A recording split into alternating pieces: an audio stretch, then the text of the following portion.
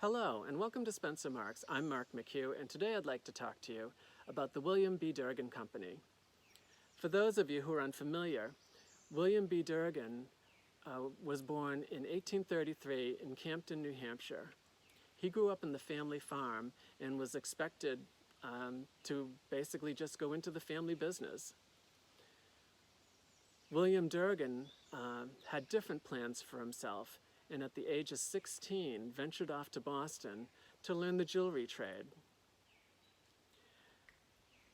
When he couldn't find employment in Boston in the jewelry trade, he took up an apprenticeship with Newell Harding in Boston and learned silversmithing.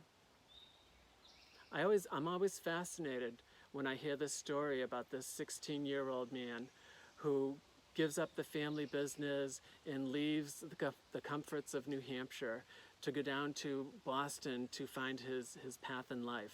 It must have been quite an adventure. In 1853, after his apprenticeship, William Durgin goes back to New Hampshire and opens his own shop in Concord. Here he started out producing small spoons and selling them and focusing on growing his business to see where it would lead, and he was actually very successful. At one point, he had over 300 employees and utilized around 12,000 troy ounces of silver per week.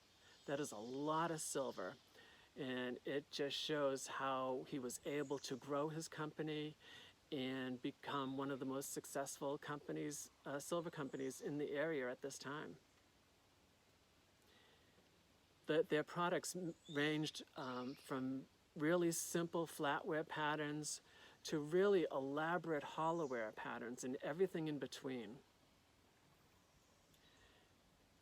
What I have with me today are two examples from the William B. Durgin Company. I have this creamer and sugar, which are extraordinary, and these were made in the 1880s. They're in a naturalistic form, with the bodies being executed as these large, bold leaves flowing upwards and curving as they run up the neck. And they're hand-chased for details and giving the leaves texture. The interior and exterior are also gilt. They're covered in a gold wash, except for these small areas underneath the top rims, which are flower buds and fronds. And I love the contrast between the sterling areas and this gilt surface. It's really, really quite striking. What's also remarkable are these really bold, cascading leaf handles. They're these unfolding leaves, also decorated on the outside and underneath.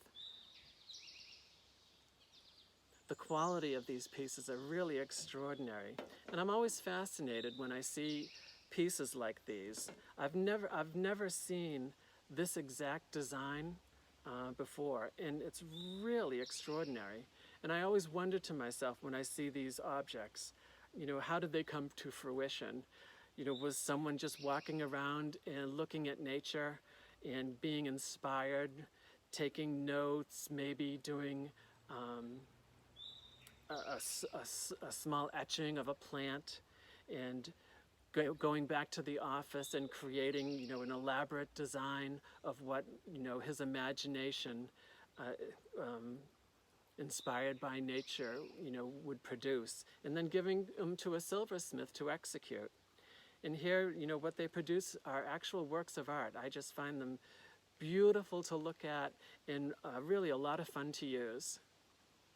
I want to thank you for stopping by and listening to our small little video. And if you'd like more information, you can visit spencermarks.com. Thanks again and take care.